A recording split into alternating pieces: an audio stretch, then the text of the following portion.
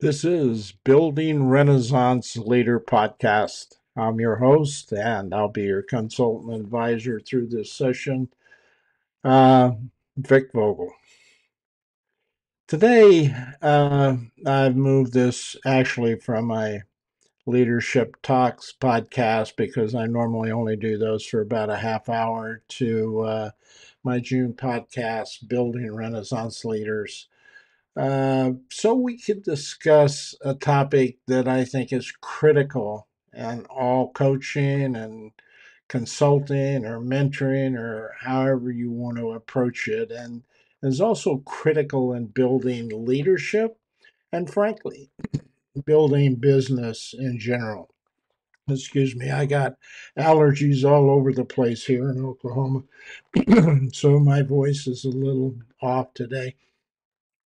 However, the topic is assessments. All through my career, I've used assessments. And it kind of began on my first assignment as a leader early on in my career. I really wanted to approach a particular problem with leadership. And wasn't too experienced at this yet. And so what happened was I was helping a leader, an executive, to who solicited my help in trying to change leadership behavior of a fellow leader in the organization. And basically, I took what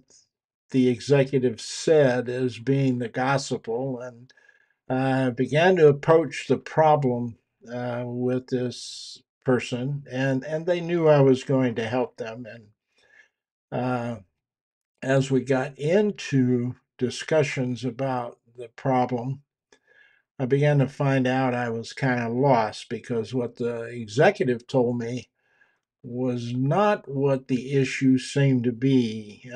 When I started talking to this person's employees, when I talked to them, it was a totally different kind of problem, and that was came out okay, but it was an extremely difficult project to do because I started off with the wrong problem, the wrong assumption about the problem, and at the executive's request. Come to find out, the executive was some of the primary concerns with the problem. So you can see how that got a little touchy and how I had to change the whole process. So after that, I started looking around for things that I could use to help me determine what the real issue was. And that's where I got into a lot of research. And this is many, many, many years back, but much before what we have today from a scientific basis and from a assessment perspective. There were very few assessments out there that people knew about and used on a consistent basis. So I had to dig around to find the particular assessment that worked for me. And then over the years, I started using that assessment, and it also began to evolve itself. It initially was a cultural assessment, and then it moved into leadership, and they moved into team effectiveness, and it became an all-encompassing survey towards the end of my career. So, but I stuck with this organization from their start, from their genesis up through. Oh, and they're very prominent today and very successful today as a success as an assessment group. Uh, and we started off with paper and pencil assessments. That's how long ago this was, before assessments were online or computer based. So that'll kind of give you an idea of where we were then, which became a little more difficult to collect, to administer and collect, etc. So we got into those kinds of things that related to assessments, and I began to use assessments on a regular basis as the as a criteria before I even decided what the issue was we needed to deal with, and that has proven to be a very helpful and successful way to approach change, whether it was for an individual leader or an employees or a team or a department or an area or a region for a company or a whole company. It was very useful in terms of helping to actually affect change and to help people understand what they really needed to know and do to make change. It also helped me in terms of being able to relate to the client more effectively. Uh, Once I was in there, it's awful hard to impact uh, someone, a client's behavior. It's awful hard just to go in cold. When you go in with a database driven perspective, it's hard for them to reject the information you put in front of them. It's a little easier depending on how you approach that. So, what I kind of wanted to do with assessments today, and if you're watching this on YouTube or you're watching it on LinkedIn, I don't know if I can see the LinkedIn. I haven't checked here. Let me just check and see if I'm even on LinkedIn here. Um, Sometimes these things go through correctly and sometimes they don't. We're still in the era of trying to affect change. So I'm going to try to see here if somewhere along the line I can see whether or not I'm even online with LinkedIn. Uh, so just give me a second here. Uh, yeah, it looks like I am. Good. Okay, so I know I'm on LinkedIn. So let me check YouTube here now next. Then I'll go back to LinkedIn. What I don't know is if you try to do comments through LinkedIn, I'm not sure they're going to come across on my comments and chat box on Ecamm. That tend to be a problem. So uh, I'm not sure. Let's see. Let me check up here and see it. It says I'm live on YouTube, but I'm not sure. I'm not showing live, so let me go to my uh, channel here and see if I'm there.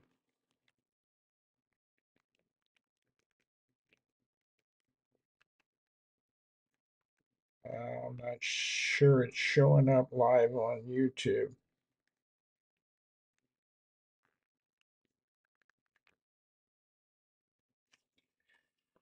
So, uh,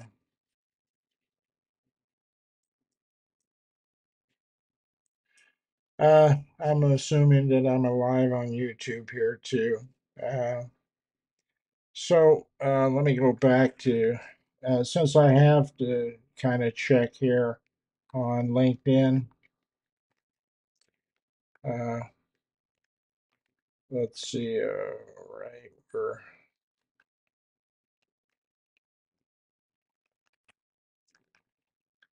on LinkedIn. Okay, there. I'm sorry. Let me turn down the volume here. Okay. Now I think I can see the comments on LinkedIn if you happen to show up, if you join me. I know these tend to be quick and they're off schedule, and people need a lot more notice than what I give them. But my schedule has been so hectic lately that I'm having a little bit of trouble trying to schedule these far enough advance for people to be on live with me and do chats. Now, uh, here's how this works with my podcast.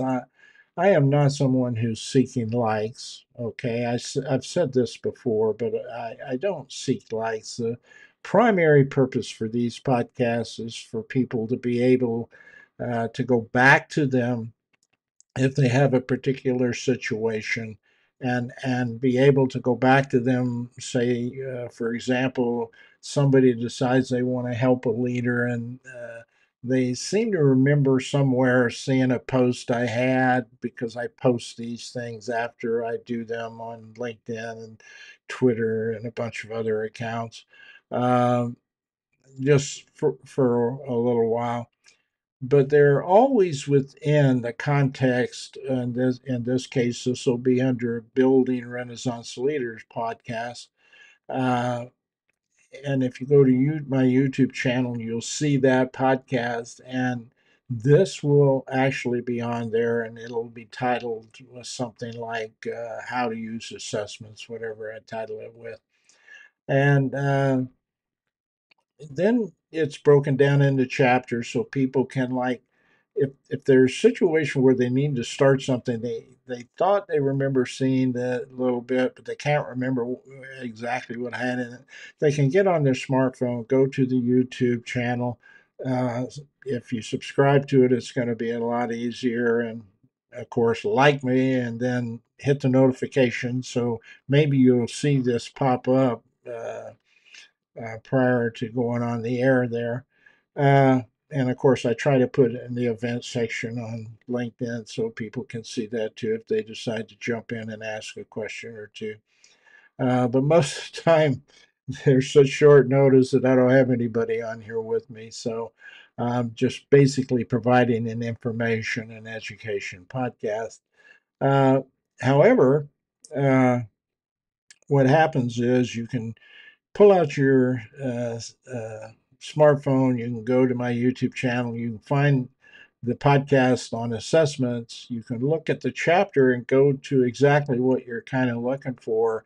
And it might give you some advice or some help in planning what you need to do. So these are really designed to be podcasts that are going to be available sort of like a digital library for leadership and organizational leadership.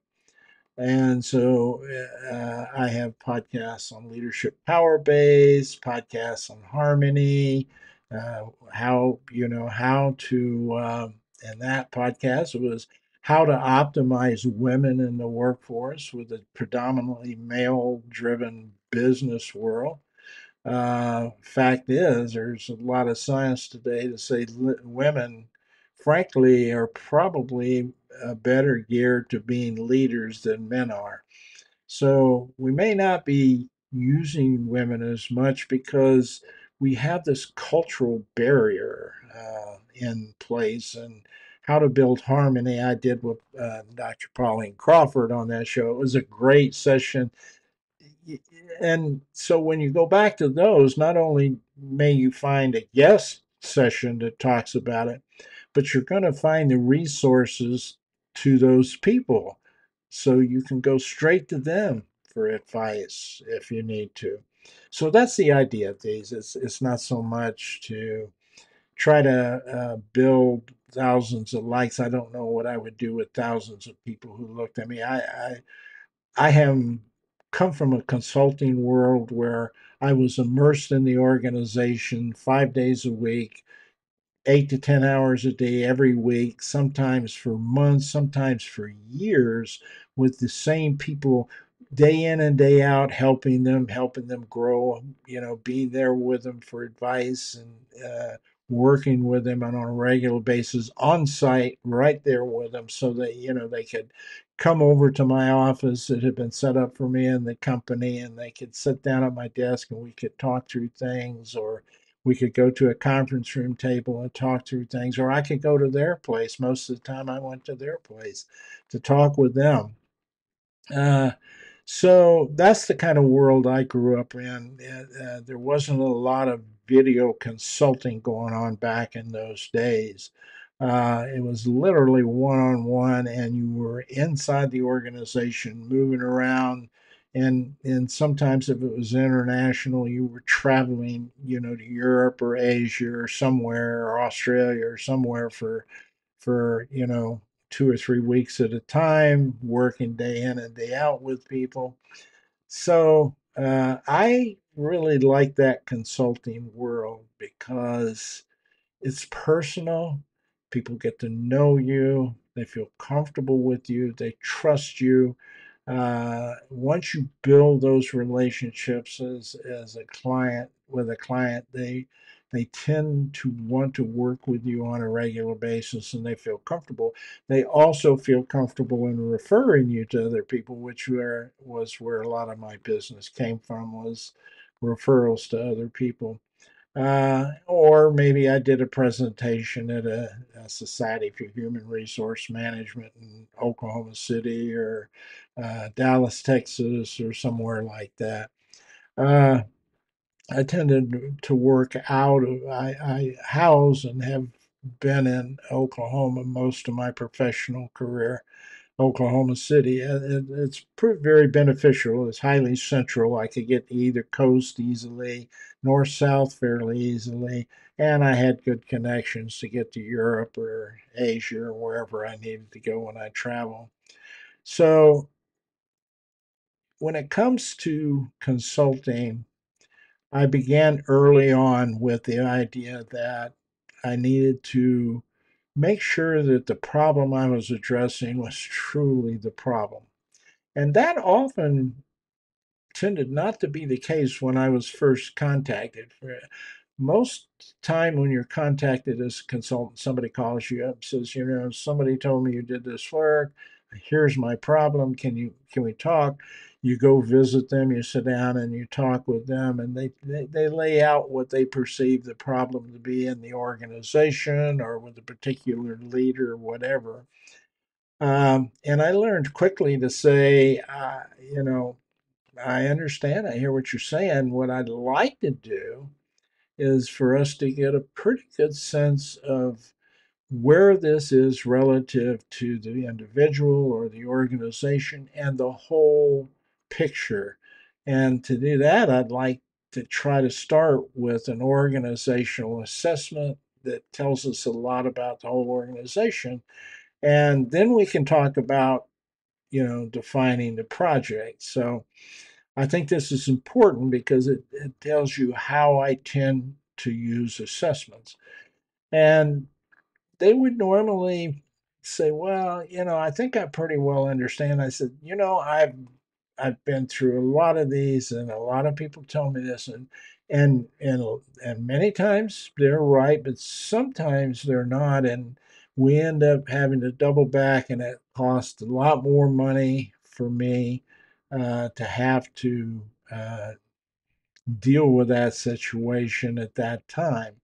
And and then we got to go back and backtrack and we add time, we add money and it's always more difficult to correct something than to do it right in the beginning. So if at at the least you're going to have a full assessment of a lot of things that might help you improve over a period of time. So it's not like you're doing something and not getting anything for your money.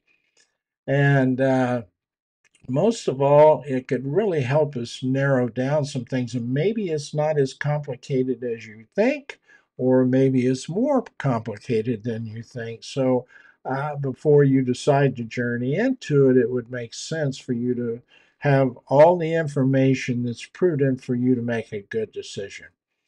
And then after we do that, that's phase one. After we do that, you're going to have a lot of information about you, your organization, a lot of things. And if you decide not to go on with the project, then, you still have a lot of good quality information that you can use. And so most of the time, that pretty much helps solve the issue. Where a client was really resistant to that, I got the feeling they wanted to use me as a consultant to do something they didn't want to handle, like eliminate an employee that they might have liability with or something like that. And I normally ended up saying, well, this is pretty much, I really don't want to go into a project not having the information I need to do it right.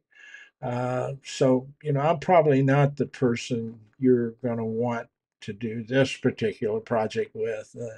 But if you'd like to do the assessment, then we can talk about whether we're going to do the project, and you can make another decision at that point. And so then we would kind of lay out what the assessment was. And sometimes you pick and choose an assessment premised on the client's initial feelings about the situation. So there may be a particular assessment that would gather all of the information you kind of were looking for from the organization, but also had a bent towards what the client says they think is the problem.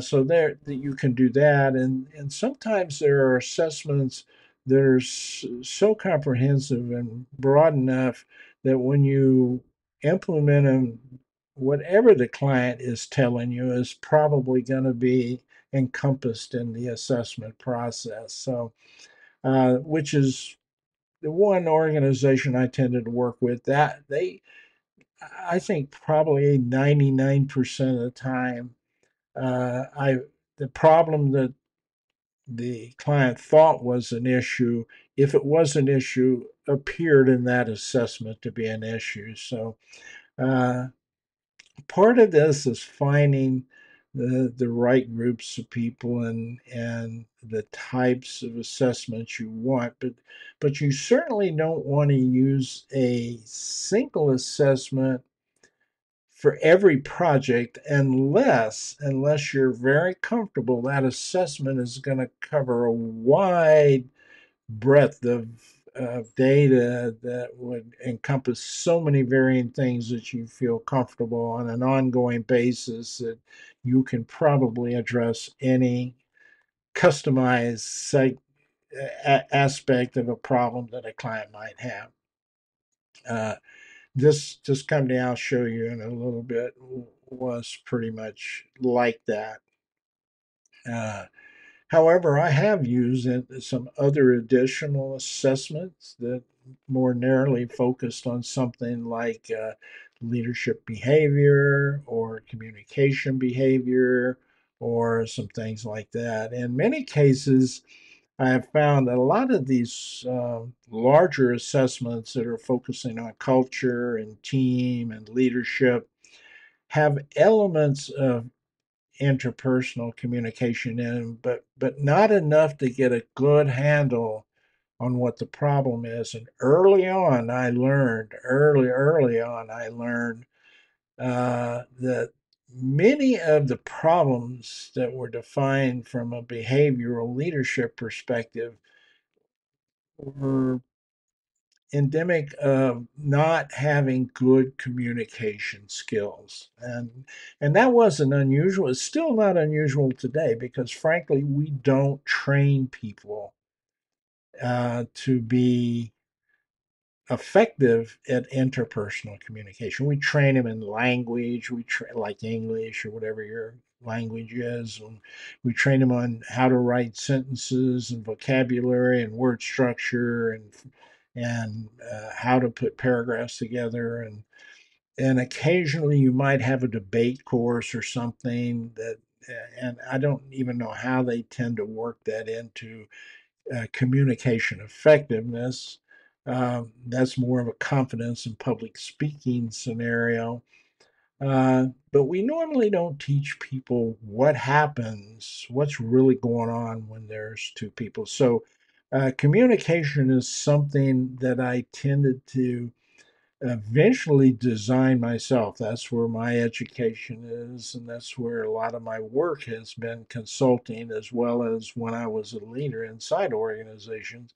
I spent a lot of time helping people improve their interpersonal communication. So when I taught them leadership skills, they were more able to effectively implement those skill sets in a way that actually change behavior, because communication was a big barrier between somebody learning something like motivation and actually applying it to where it changed behavior in their employees. It got down to they understood motivation, they understood the meaning, they grasped the concept, but how they connected with employees was not effective. They had trouble communicating. And frankly, out of the tens of thousands of assessments I've run on employees, and it's been in the tens of thousands over 40 years, they mount up. Uh, I used to ask a question at the. I have a process, and I'll go through that process a little bit with you. But part of the process was validating the information and what we call focus groups and stuff like that. And so I was actually talking after we did assessment. I was actually talking with employees, and I always had three questions. What do you like most about your leader? What do you like least about your leader? And what one thing, if you could select one thing, what one thing would you like your leaders to most improve? And and nearly 80 or 90% of the time it was communication. Now, they may have said something like, be more empathetic or whatever. But when I asked them to kind of pin down or narrow down the behaviors, exactly what's the leader doing or not doing, it always ended up coming down to the interpersonal communication stuff. They didn't see him frequently enough. When they did see him, they interrupted their conversation or whatever that was. They tended to be interpersonal communication things that were the barriers of implementing things like motivation or empathy or things like that that leaders have to have down and be skilled at in order to get employees to get excited and motivated about them uh, and doing their job and engaging in their job. Uh, so interpersonal communication is something that I learned early on. I had to spend time training, and a lot of consultants don't do that. They don't spend time because they're not skilled themselves. And I've talked with a lot of consultants that I've worked with in my life. I've spent actually time coaching the consultants about interpersonal communication because they never had training in it. And they found it extremely useful after that. I've had a lot of people come back to me and say, man, I remember that sitting down and talking about, the idea that the meaning of the message is in the mind of the receiver, and how I had to adapt in order to get somebody to even hear me or want to hear me. And I had stuff like that come back to me all the time from people I work with who were consultants, because I hired a lot of consultants when I was a leader. As a consultant, I engaged a lot of other consultants with specialty areas like finance or environmental or something like that. They were working on projects that I was overseeing, and and so we contracted with them to do that kind of work. And when I was working with them, that's where they were going, wow, I just didn't realize how important communication was in me getting through to folks.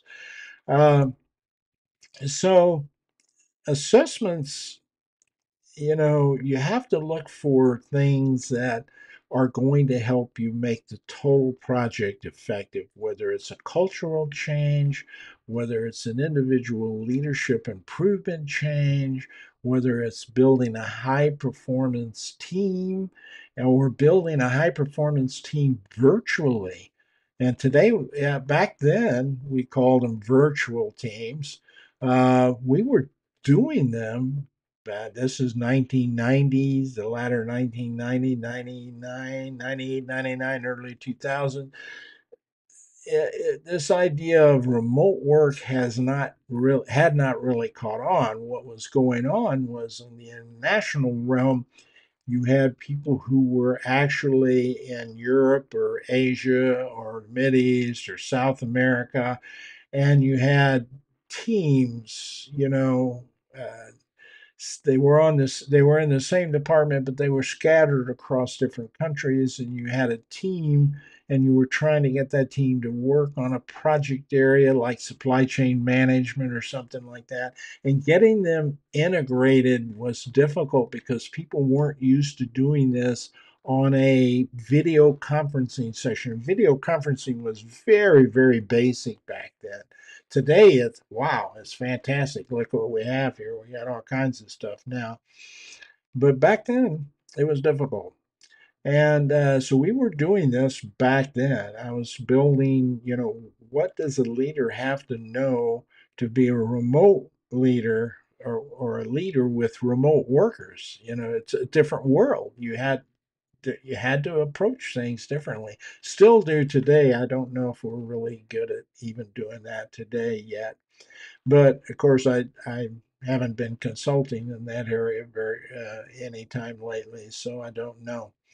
But assessments became very predominant. They were kind of helping me figure out things that I could get my arms around. Um, so when you're looking for assessment, uh, what would you really be looking for? So let me see if I can pull this up here a second. Here we go. What are you really looking for when you're looking for assessments?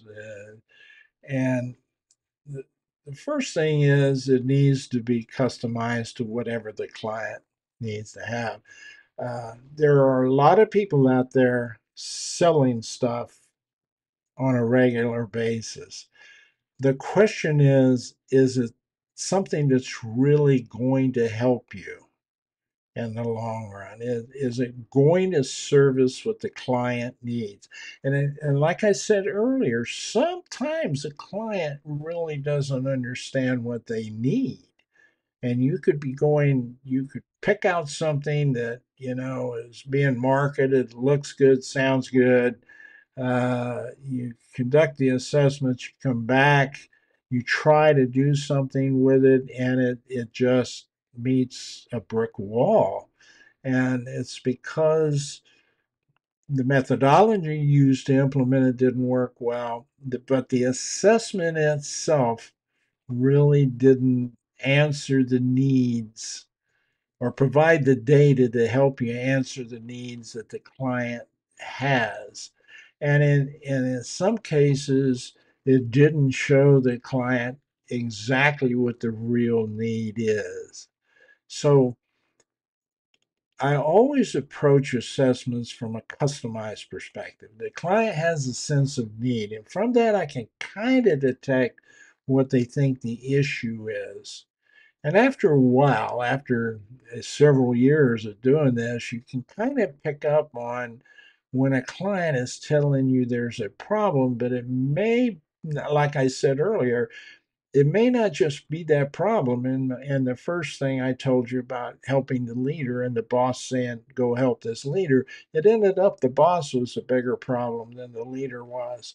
And so when those things pop out at you and you don't have some data or something to help validate that, then you become the source that the client looks at and starts blaming you for the inaccuracy or challenging the accuracy of what you're saying. So when you go back and talk to that boss and say, look, I've talked to a lot of employees, I've talked to this leader, I don't think it's a problem between the leader and the employees, but they all mentioned that your approach to this is a little wrong. And if you went in and did that, the client is immediately laying that on your shoulders. You are the now you are the problem, Mr. Consultant. And that's not really a very comfortable position to be in. Wasn't then, and I never got in that position again because I had data behind me. I could always lay this down and say, look, this isn't me. This is what everybody has said in this. anonymously driven survey, collected, and aggregated. This is generally what people are saying. This isn't me. This is your people telling you this. So, well, how do you respond to that? That's a different approach to me going in and saying, hey, I talked to people and this is your problem.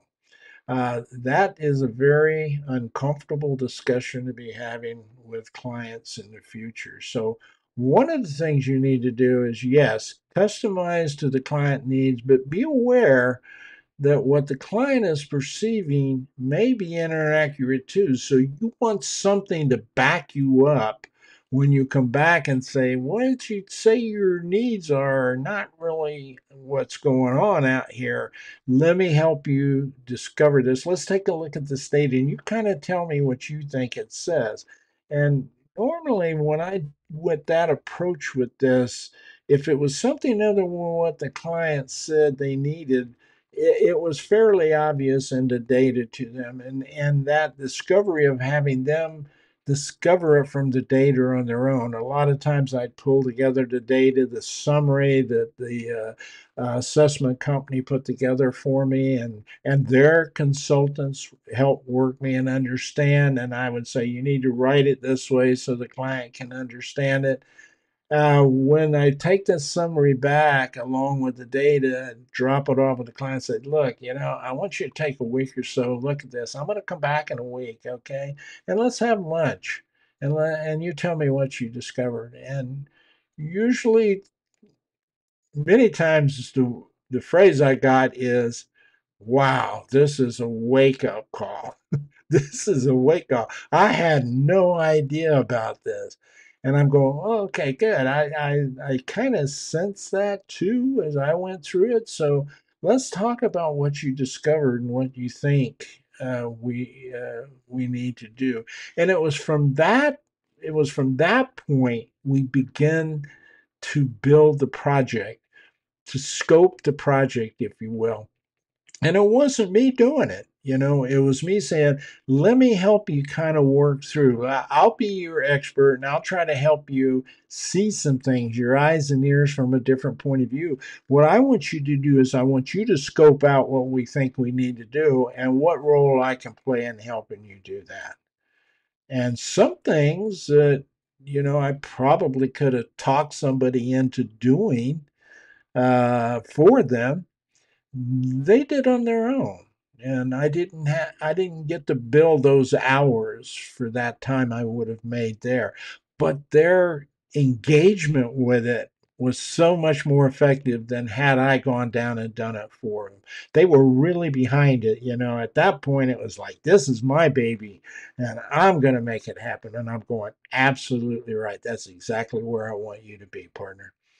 So customizing and adjusting as you go and how you approach that's my initial approach that I deal with assessments. I have I've you get comfortable with an assessment that's going to give you a really broad big picture of everything that you think a client will need.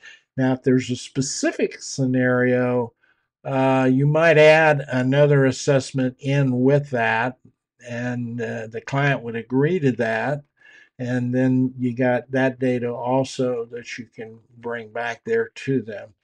And sometimes if they say they had a need, here's another scenario I had. They go, this is the need I have. This is the problem. I'm pretty sure. And I'm going, well, let's get a broader view and make sure you're right, because I don't want to go down a road and we're doing the wrong thing, and nor do you, because it's costly. And they go, yeah, okay, but I'm pretty sure this is right. And I go, well, in addition to this assessment, here's something that measures exactly what you're talking about. Let's throw that in too. And they go, okay, that's fine. And when we get in there and that specific assessment they agreed to and felt comfortable with showed that that wasn't really the problem, it was easier for them to discover that on their own and say, I thought this was it, but obviously, it's some of these other things that you've shown me over here. And so that's very important in order for the client to feel comfortable to really addressing the issue that's real, that's causing the underlying behavior. Sometimes they're making decisions based on symptoms, and that, it's kind of like taking a temperature and saying, oh, wow, you have appendicitis. Let's take your appendix out. Well, it may not be appendicitis. You want to do a few more diagnostics before you start yanking appendix out of people. Uh, I had experience as a kid where a doctor tried that. I still have my appendix, by the way. Um, so, uh, making sure, validating, making sure you're giving the client exactly what their needs are and getting them highly engaged in the very beginning is an important part of that assessment process. Now, so the other thing you want to make sure when you select an assessment is that the assessment's reputable.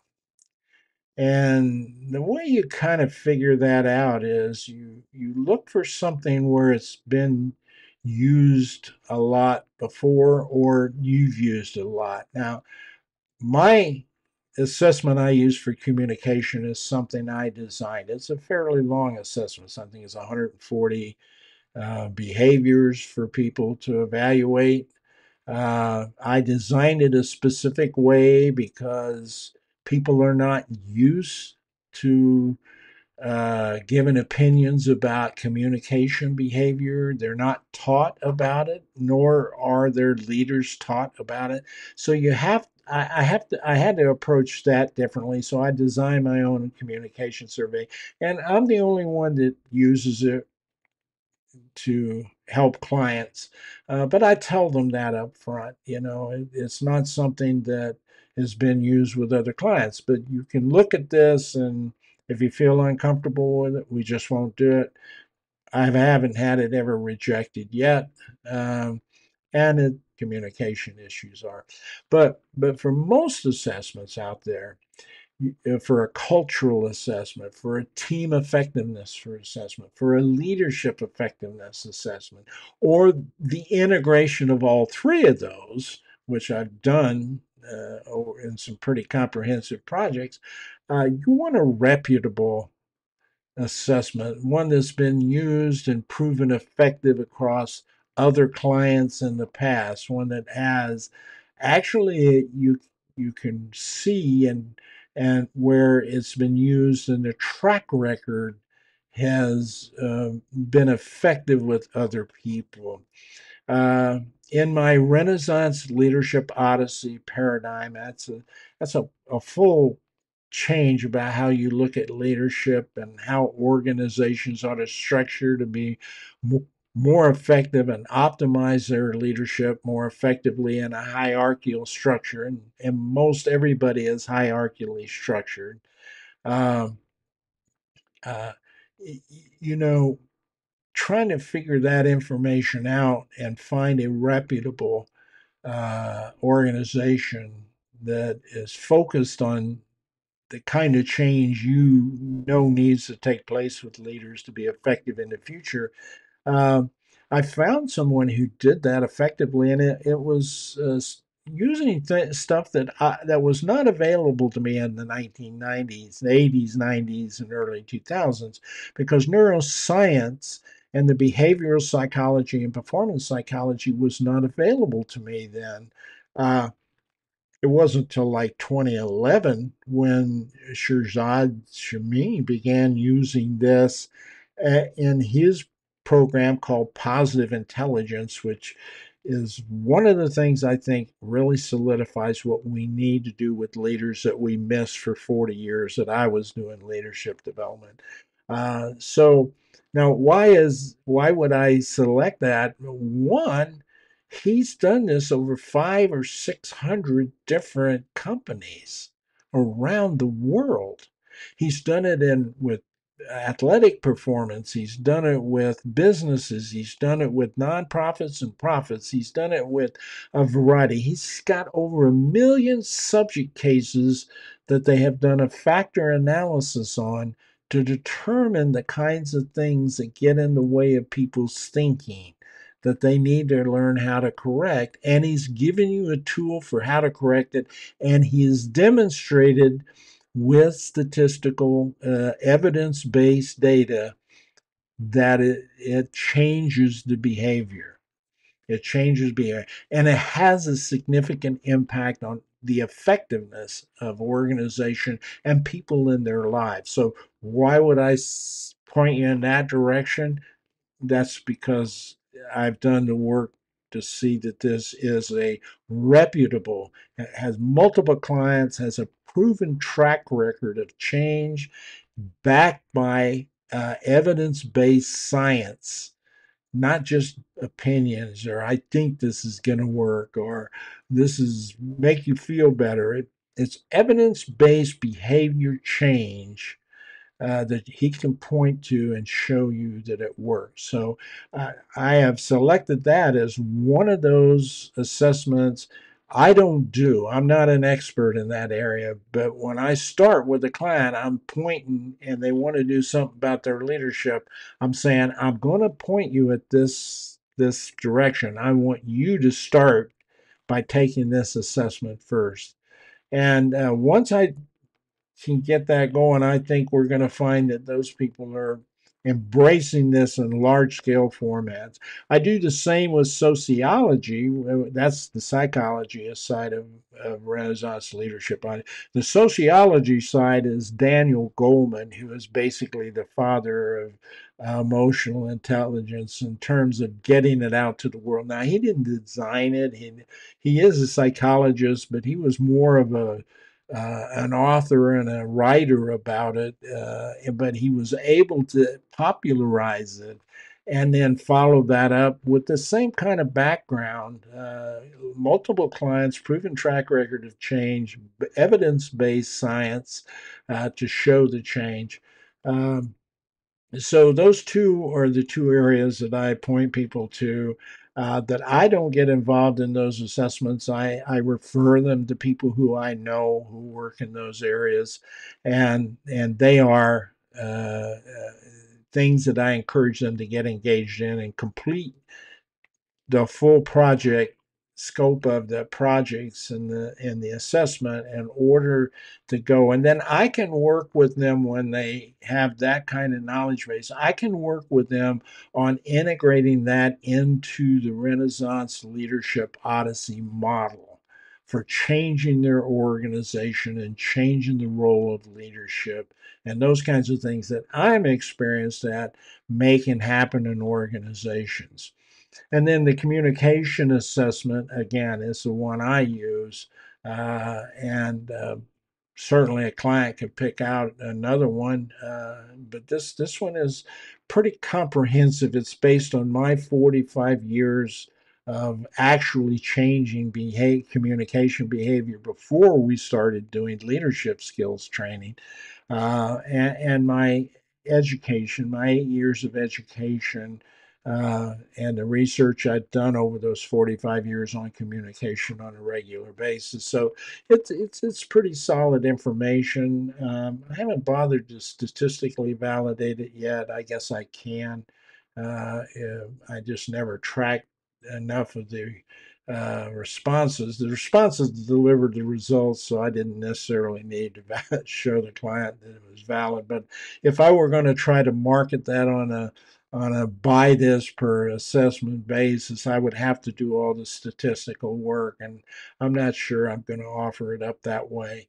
But anyway, it needs to be reputable. Whatever you're doing needs to be reputable. These are the criteria that you want to do with that. But you also have to make sure that that stuff that you're using is valid. What's that mean? It means that what those questions or what those statements that people are responding to have been proven to really effectively measure the behavior that you're looking for in people.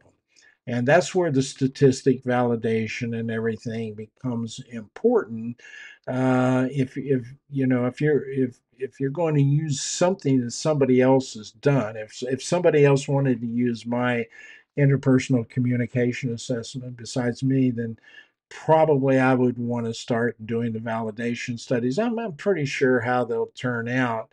Uh, in which case then I would say, okay, this is going to cost you $35 a head to do it, or something like that, whatever the fee would be. And here's, it's statistically valid. It's, factor analysis broken these categories out as the right categories. It's content valid, and that experts help me design the behavior questions that I'm asking these people to fill out. And it's pretty. And then the next thing is it reliable? If 100 people take it, do they pretty much answer the question the same way given the situation? So if it's reliable, that's important. So validity and reliability become important if you're buying this survey from someone else. And it needs to be reputable and that you've actually seen it work somewhere else. Because there's a lot of stuff out there that people might put out that may or may not be as valid and reliable as you've seen. But there are a lot of companies, DDI, Human Synergistics, McKinsey, Gallup, a bunch of other people put out a lot of survey data and a lot of assessment data that has been proven to meet these criteria that we've talked about so far. So, what's the other thing? It needs to be valued or reasonably priced. When you're talking to a client, the first question they ask is, how much is this going to cost me? And I'm going, how valuable is it to you? Is my response always. They go, well, I don't know because I've never done this before. And I go, well, let me tell you this. You can go, it's like anything, you get what you pay for. And yes, you can go find these free surveys online, and what you'll get is some information. In fact, some of these surveys you find online are going to be valid, going to be reliable, are evidence-based, science and backed, and have been used by other companies. But I can't tell you for sure whether they've impacted change or not because I haven't used them. I'm not familiar with them, but you need to find out. And then you need to decide, you know, what you get, like in positive intelligence. You can go there today, positiveintelligence.com, and you can take the assessment that will tell you what your saboteurs are. What you won't get is all the knowledge about how to use that data. So that's what we call a loss leader or a draw. You find out a lot about yourself, but then you're kind of relying on yourself to figure out how to make it work. And that's not the evidence-based process that you'll get through licensed or trained and certified instructors in positive intelligence who will help you figure out how to use that information effectively. So, yeah, I mean, you can get some free data, you can get some free communication. Stuff. You can go online, take my vacation, my instrument, and it's on my website and it's out there open to the public. They can go use it all they want. What they won't do, and what they won't get until they talk to me and we can talk through the data with each other, is what each of those categories means and how impactful it is and how to use that when you put it together in a development program so that the person grasps what I mean when I say the meaning of the message is in the mind of the receiver. There's some implications to that. If you take a minute and think about it, there are a lot of things that happen between the time you create a message, someone receives what you say. There are a lot of barriers in the middle of all of that that people don't even think about. It's almost instinctive. They think they've communicated something. And a lot of times bosses would come back to me and say, I've told them this. And they go, I'm going, they just didn't do it. I don't know. It couldn't be any clearer in this memo. And I'm going, yeah, let's go back and talk about the what you said, the idea that you put it in a memo, whether that allowed for clarification. How did you know they understood? You know, when you start answering those, ask those kinds of questions, then they go, "Oh my gosh, you know, maybe I can see how they didn't understand it." So what you're looking for in an assessment is what's going to work for you and deliver the results that's going to be worth the money you spent to put into that assessment. And usually, quality, evidence based, valid, reliable instruments have taken a lot of time and a lot of energy and a lot of money to evolve. So they don't come cheap usually. Yeah, they're not the things that you open up, whatever ladies' journal or whatever men's journal you open up, there's a survey in there. Uh, it's a different approach when you're really trying to change people's behavior. So value is the key. And that's why when they go, well, how much is this going to cost? I'm going to say, well, let's, you know, here's the, I know what the cost of survey is. Here's the number of people we're going to survey. Here's what we have to do to make sure we understand that what's been said is in fact real and correct. All of this mounts up to, I don't know, you know, 25, $30,000 for a couple hundred people. Um, Now that sounds like a lot of money, but if you have this data come out of there and you're certain about it, you know exactly what to do to change behaviors. How much is that going to add to changing your problem or improving whatever you expected to improve because of the change process? What's the value in it? Not how much is it. So I normally say that's it's probably the wrong question. How much is probably the wrong question. The question is, how valuable is it for you? You know, now let's talk about it in terms of those costs, and then I don't think I can remember anybody denying the assessment process because of money. Once we had it lying in there. Uh,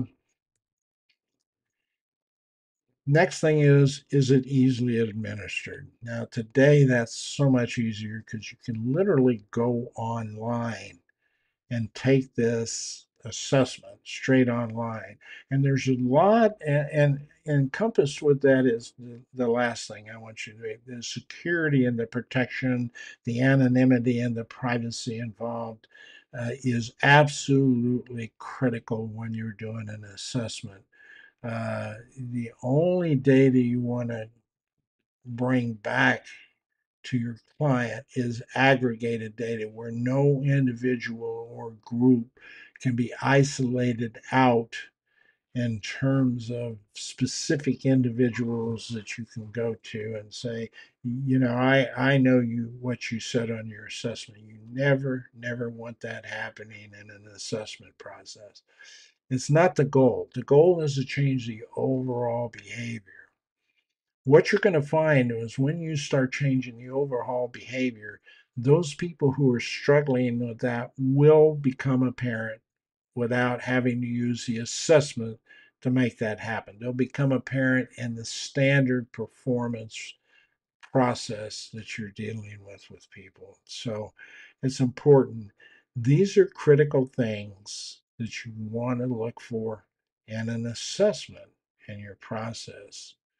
So uh, when I do that, when I'm engaged in that kind of stuff, like I said, I do it in two phases. The first phase is I sit down and I listen to what the client is telling me is the problem, and I'm going, I'd really like to get a handle not only on that problem, but the impact that it might be having beyond where you think it is. There's a possibility that that's there. And I think that would be valuable information for you to have. And like I say, once we agree on that and the process and the cost and everything that's associated with that phase, I go ahead and complete the assessment. I guide the assessment. They don't. I use third parties. I don't use anybody inside the organization. We use a third party who can give us all that anonymity, all of that stuff that we talked about in the previous area slideshow. Uh, and then I collect that data and I look at it. And I then arrange to have some focus groups throughout the organization, sort of random. Sometimes I individually select certain groups to make sure they're inclusive. That may not be inclusive if you didn't do that, but enough of the employees on a random sort of basis to go back through and say, here's sort of what we discovered. Does that make sense to you? And then a lot of times they'll go through and say, yeah, or no, we never saw that in our department. But when you run another focus group, it may be, yeah, I see it in this department. Well, you're getting an idea of where the issue is. Um, and the employees are kind of giving you a sense, they're sort of validating that that information is correct. And you get a lot of information at that point in time about how employees feel about this and what's going on. And the fact you are engaging them at the lowest possible level all through the organization up to the top, employees all of a sudden hear and see this information. They're a little skeptical about how you're going to use it, but you reassure them it's just going to be aggregate data that's presented. Nobody can be identified in this.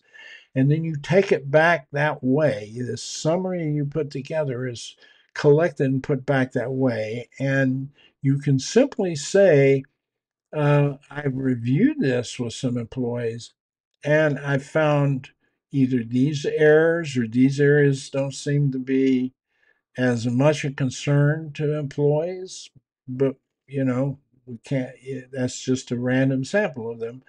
Uh, but it's something to consider. This may not be as difficult as you think in these areas, or, you know, this has pretty much been validated by the employees out there. So, as a whole. And so, here's your information. I lay it on the desk and I say, take a week and read it.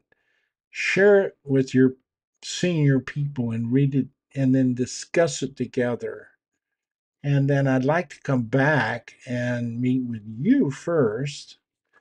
And you tell me what you think you saw. And that's where I get, wow, this is a wake up call kind of thing most of the time.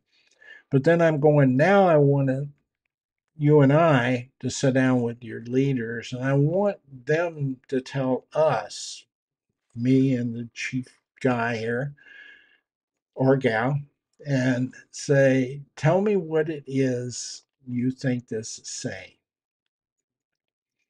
And some of them are going to hem and haw around because they think they recognize the data and they recognize the data may be pointing at them, but we don't want them to feel like that we're isolating them out.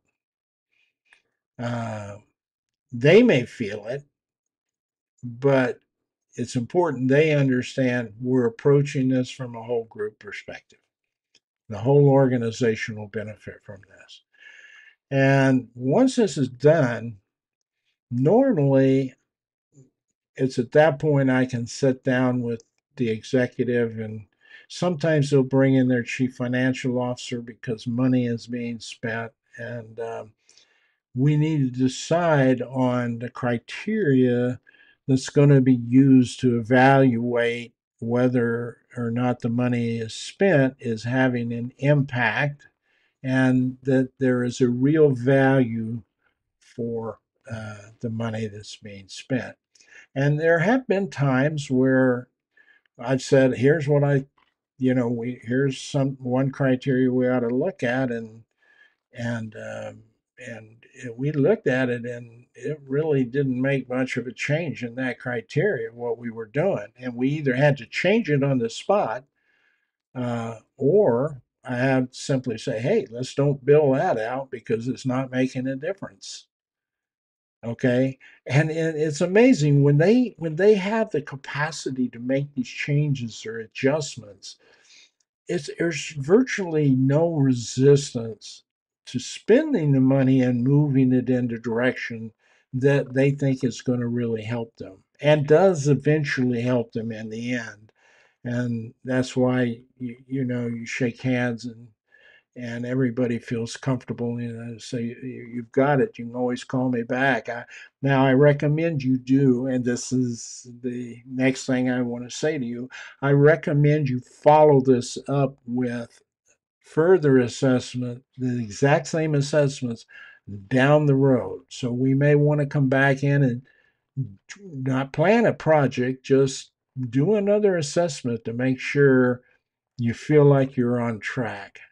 Maybe you're going to do that 6 months down the road. Maybe you're going to do that a year down the road.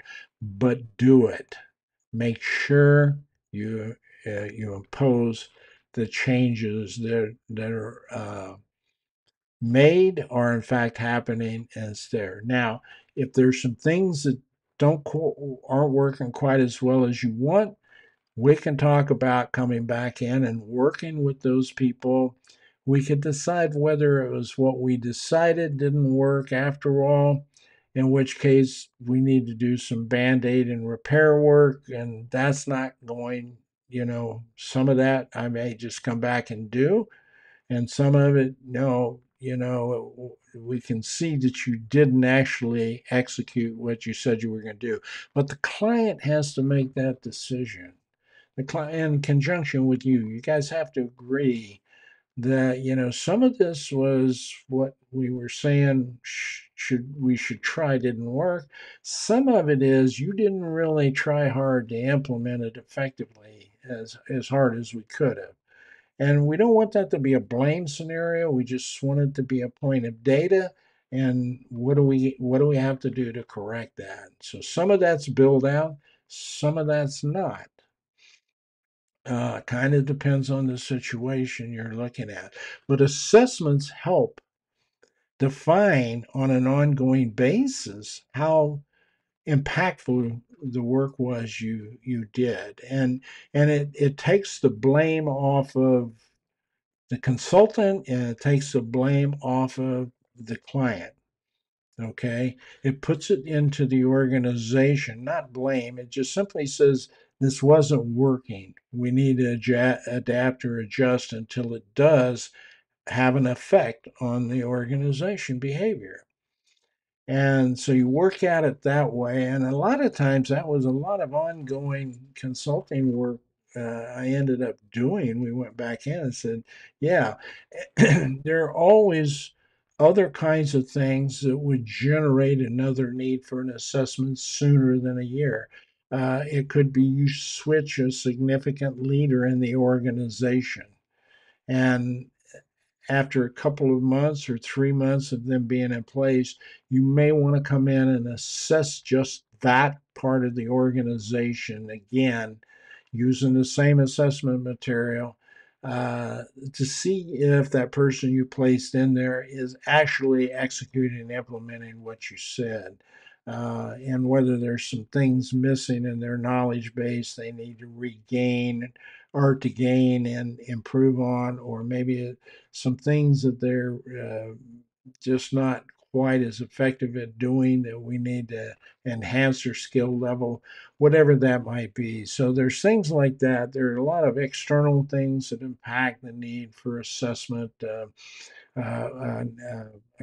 competitive threat, new leadership acquisitions, or divestitures in many cases may require you to take another snapshot of the organization to see where you are after you got all of that lined out, because you continue want to improve and see consistent improvement. And assessments are great tools for leaders to do that if, in fact, they are making that happen. Now, like I said, the approach you use to do assessments critical. I use what I call a triangular approach. The first part of that is to get a reputable assessment completed in the organization. Then the second part of that is once I have that data and the experts for that assessment group have shared that data, we concur on what this data is saying. I take that data and I share that with the population of the audience that we assessed just to make sure that what I saw presented in the data, the assessment itself, is still the feeling that's out there in the organization. That's where a lot of these three questions came from. I told you earlier, but the one that had so much significance to me was what's the one thing you would like if you had to select one thing, what would that one thing be you'd like to see your leader improve on? And communication came up so frequently over. I mean, even if they were talking about, they go, well, I like him to be a better leader. I say, what's that mean? And tell me what kinds of things he's doing or not doing, and or she's doing and not doing. I have to keep bringing that up because by definition, we've been ingrained for so long to eliminate women, but women are very prominent today in leadership. Uh, what's she doing that bothers you about leadership, and always almost boiled down to some sort of communication issue and how they communicate. But that's not the only thing. It could be the lack of empathy. The lack of course, you have to have communication to show empathy. And if you don't show it, then just the void of empathy is a nonverbal communication to the employee that you don't care. So, um, but but what we might find is that person really doesn't grasp empathy. They didn't even have empathy for themselves, and that's where that psychology role comes in, and that you work through some of that before you turn a leader loose and say you need to learn about empathy. Um, there's a lot about themselves they need to learn before they learn that. So there's a lot of dynamics associated with this.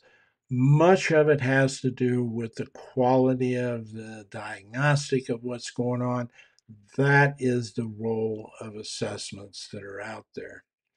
Now, I've been at this for quite a while. So it's about an hour and 16 minutes, it looks like. And I haven't had any questions coming from anybody in an audience. So I'm just pretty much assuming nobody's clicked on the live button in LinkedIn, or nobody's clicked and joined on the live session in YouTube, where you can actually get on here and ask a question. So I'm going to give it a few more minutes. And what I am going to say, well, first, let me take you to an example, and I'm only going to use one example. This is the company that I used for over 35 years to do some assessments for me in so many roles, both when I was an internal leader and both also when I was a consultant working with organizations. So let me take you to this group here. This is called Human Synergistics. They work out of Plymouth, Michigan, I believe. Actually moved up there and was only about 40 miles from them, and got to meet the person I dealt with for 20 years. That I in person had lunch with her. She was just a fabulous person. They have so much to offer us out there in the organization. Let me go up in here, and yeah, I can go ahead. So here are some of the things that they have available to them: organizational development, leadership and management development, group and team development, individual development, leadership development programs, culture challenges, merger integration. So this is something they've actually put in since I worked with them. And they also have a full product list of a lot of other things they do. But merger integration was not something that was on their radar when I was dealing with them in the organization. The instruments that were used that I used on an ongoing basis, I normally ran simultaneously the organizational culture stuff, the culture change, and the leadership development program and the team development programs. I ran those assessments nearly all the time simultaneous. So there were three assessments going on simultaneously. And that gave me a good picture of the change, the culture, the leadership level, the performance level of leadership, and the effectiveness of teams. And these programs are so highly integrated that you can begin to draw conclusions that leaders had an impact on teams, and teams had an impact on the overall culture, for example. And once you had all of that data and you were looking at it, you were consolidating it, and they have consultants that can help you work on this information and put it into something extremely useful for your particular need. Then you get that data from them, a summary, and it's an exceptional summary you get from them, along with graphs and charts. Let's see if I can see here. Let's see. Wow. So actually, they have something this associate. I'm sorry, I have something called essential shakes. It's difficult for me to get to something. Let me just click on cultural changes. Maybe that'll be easier. Um, Here you have diversity inclusion, mergers and acquisitions, organizations, etc. You can actually get people accredited in your organization to do this internally, which I highly recommend under the Renaissance Leadership Odyssey program. Um, but uh, as you can look at some of this information, you can see various aspects of uh, let's see here, we can learn more. Change solutions for organizations. There you have, here are the offices, accredited practitioners, 3,100 of them, 50 years of experience in this area. So you can actually view an assessment here. So this is, and let me just kind of give you an example. Uh, Assessment details. This is the organizational effectiveness inventory. Is actually, I had something designed like this early on. I think this came in. They also began to see the importance of organizational culture to what I call organizational effectiveness. Also, so this is good because you don't have to design your own stuff to understand this. It's done for you. Let me go over here and see if I can go up a little bit on this. There. Oops, sorry. Got to go back here. I apologize for messing things up here. I wanted to see if I could show you. Let's see, we were learning more here. Industry view assessments. So, uh, assessment details. Let's take a look at this one. How it works. There's how it works, the benefits. Uh, so there's a lot of things that you can do here that will help you understand a lot about. Let's see. Here's the organizational culture inventory. Uh, I'm trying to see if I can get down to. There's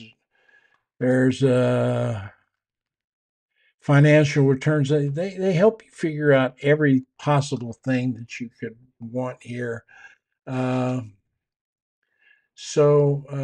Organizational overview. Uh,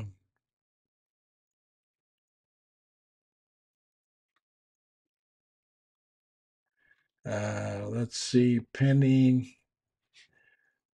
I was trying to see if I could get an example of one of their surveys. But here they actually work you through. I mean, uh, they work. There's an example of a survey right there. So here's they break this down into a circle, a diagram, and it's a centrifugal circle that measures the degree this would be an ideal culture. So they provide you what an ideal culture is. Where does that come from? That comes from all of that work I tell you, the evidence-based work, scientific evidence, valid and reliable work they do across various corporations, thousands of people. They get an idea of the kinds of cultures that tend to deliver better performance based on performance criteria like product quality, cost, things like that. These cultures tend to deliver a better product versus this culture over here. So, this may be the way when you're assessed your culture looks. Okay. And this might be the ideal culture. And then what happens is you get a chance to go through this model that drives you in and collects all the data and shows you the variances, where you're strong, where you're weak. For example, there's a lot of culture in this area here, which is a little more, I think, directive oriented, and over here there's a lot less of that in ideal culture. So you actually get a chance to see what you think you would do in that area. So human synergistics, their website will be down in the description here, but it kind of tells you what's going on in an assessment. So that's one that you can see why I use that organization. It covers so much at one shot, and when you get in there, what you might find, what that leader might find who allows that assessment to transparent, not only did the need that they felt they had, but they may have a deeper understanding of what's behind that need. But in addition to that, there may be other needs out there that they need to address that are impacting that need that they felt they had. So they get a lot more, usually they get a lot more information and a lot more valuable information than they anticipated from the assessment because they don't do the assessment. And then of course you can use this to sustain that. Or maybe, like I said, mergers, and they've obviously added mergers and acquisitions since I used them last. Things impact organizations on a regular basis. A pandemic, a merger and acquisition, a divestiture, a government regulation, a whole bunch of things impact different organizations different ways. These assessments allow you to adapt and make the changes through your people that you need to make to ensure you have a quality environment. So, assessments are critical. Their assessments are critical in so many areas in so many ways. What I'm explaining to you is the assessments associated with leadership and the culture change and the team effectiveness aspects of the organization. That's what the idea here is. We need to change the paradigm about how we do leadership and how important the role of leadership is to enhancing the effectiveness and optimizing everyone in the organization And that hierarchical structure, that top-down hierarchical structure, which nearly every organization is that way. They tried flattening them in the 1990s and it didn't work. We're back to the hierarchical structure. It stays intact, but there's ways we can optimize this by looking at a different role that leaders can play today and ways we can enhance those leaders to be more effective in those roles. So I hope you find that helpful and beneficial. Again, this is a podcast explaining the impact of organizational assessment or assessments in general on organizations and individuals in the organization, and how important it is to sustain that performance through assessments. So, if you have questions on this, if you're watching this later on LinkedIn or you're watching it later on YouTube, this it just kind of tickles your fancy. Um, Hopefully, I've given you some good criteria to look at assessments. I've given you how to approach the assessment process. I've given you rationales for the things that are going to impact your organization that you need to assess and and see the impact, and also the necessity of sustaining your effectiveness and continue to enhancing it with regular ongoing assessments, using the same assessments each time to enhance your organization's overall effectiveness and to optimize your leadership and all of your employees in that organization. The questions that you have, you're welcome to write in the comments section wherever I post these. You're also probably the best place to put them, where I look most frequently is my YouTube community uh, posting board area. There is a YouTube community on my. If you go to Building Renaissance Leaders, my YouTube channel, on there is a tab called Community. You can go in there. You can answer my polls and questions. Tells me a lot. You can write in comments what you would like to see about leadership. What are the pain points you have? What are the things that are bugging you as a leader or about your leader? You can list those in the comments section. You can tell me the things you'd like for me to do on a podcast. It might be helpful to you for as a leader, or help you as an employee to relate to your leaders, or as a senior person, how to better impact your organization through leadership. Uh, you can tell me that you'd like to talk to me about implementing building Renaissance leaders, our Renaissance Leadership Odyssey, the paradigm program, the organizational change program I got. I am going to launch separately from the Renaissance Leadership Odyssey program a course I have on interpersonal communication, just because I feel like it's absolutely void out there now. Right now, I don't know anybody that's put together a comprehensive interpersonal communication leadership educational program that leaders can use, that people can use in general in their personal life, that can help college kids, can help high school kids, in fact, for that matter, who are going to college and will be working in businesses in the community in the future. This it's a 12-week program.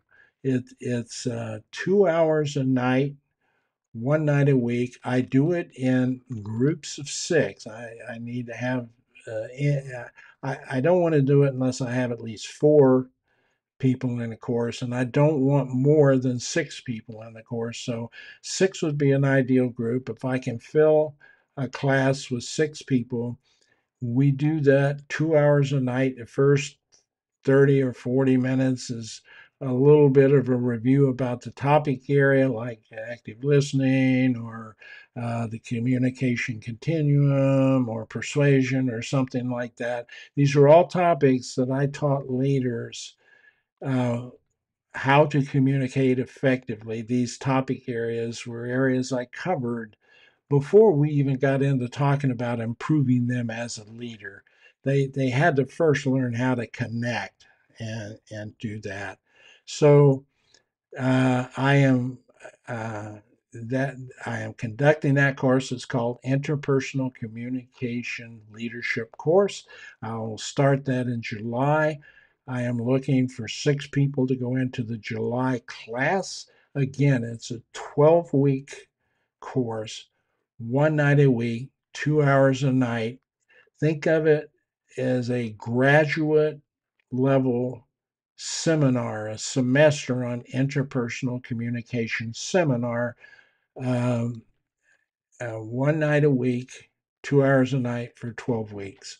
So that's kind of like a semester of graduate level format and concept and material. Um, in a semester environment, so to speak. It's highly interactive. The 6 people in the course will actually be a team working on this. They'll have stuff they have to do outside of the course for the following week's class that they need to get accomplished as a team and as individuals.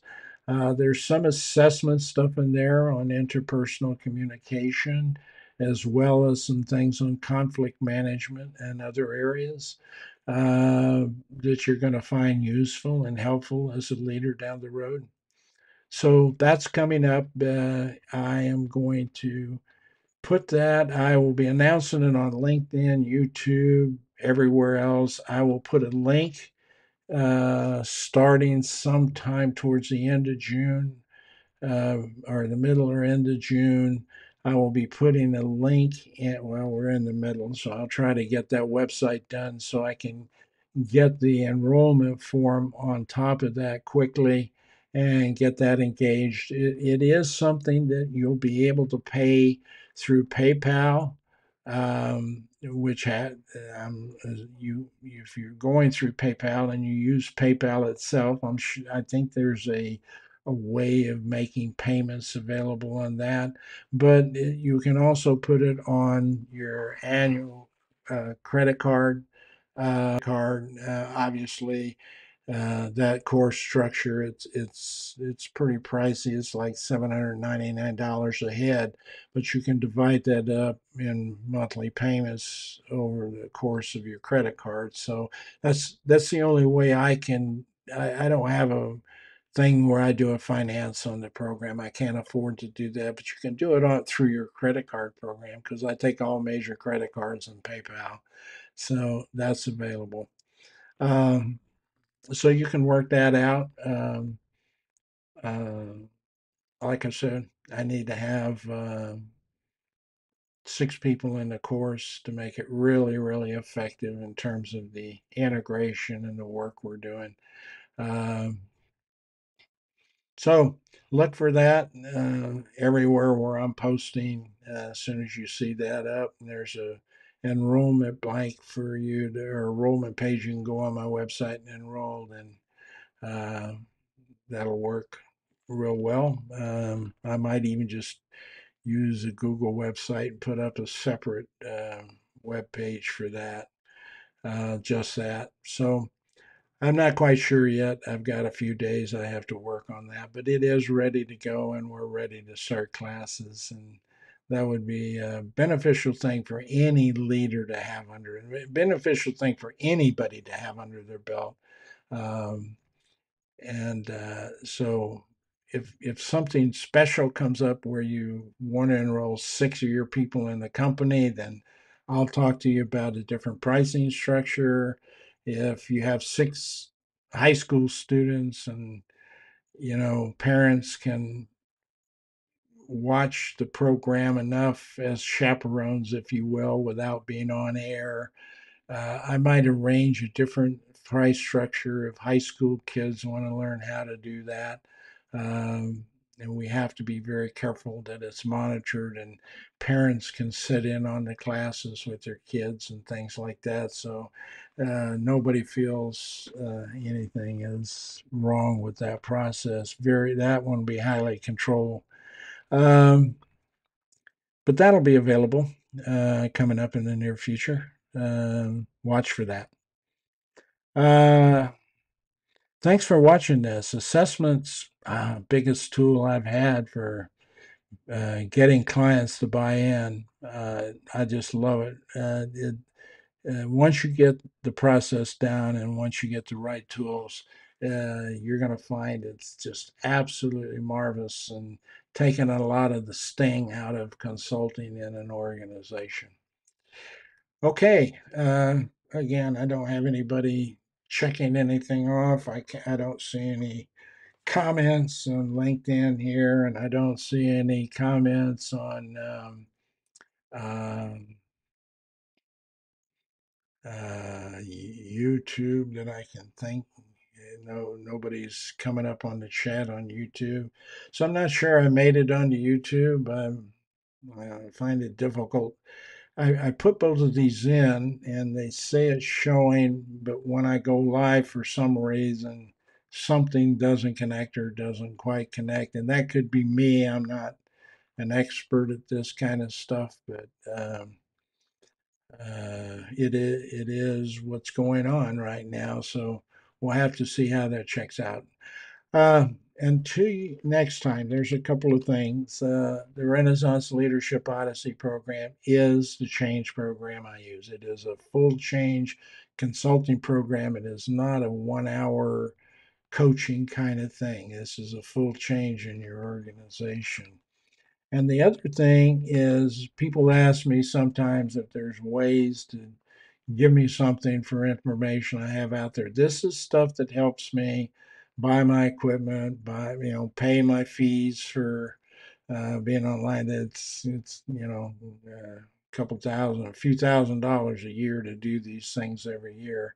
And right now, there's no income coming in from them. I'm not trying to generate a massive income, but if there is a way that you can, if you like what I'm doing and you think it's valuable to you and you've gotten something from it, then and you say, hey, I'd like to give him something, you can buy me a coffee there. You stick your telephone up there on photo, and it'll you zoom or you focus in on that QR code there, and come up with a page called Buy Me a Coffee. It's my front page.